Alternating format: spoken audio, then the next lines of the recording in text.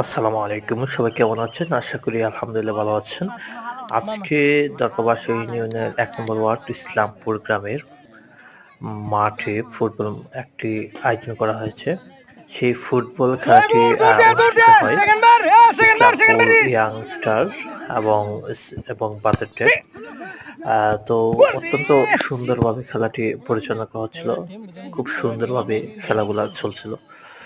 এবং দুই দলের খেলাটাই খুব প্রতিযোগিতামূলক হচ্ছিল। তো দেখার মতো একটু খেলা ছিল। আর এইসবের মাধ্যমেই ফুটবলটাকে কেউ জাগিয়ে তুলছে সেই তরুণরা। আর আমরা যারা আছি আমরা যেন সবাই সেই ফুটবলটাকে জাগিয়ে তোলার জন্য আমরা যেন সবাই সাপোর্ট করি।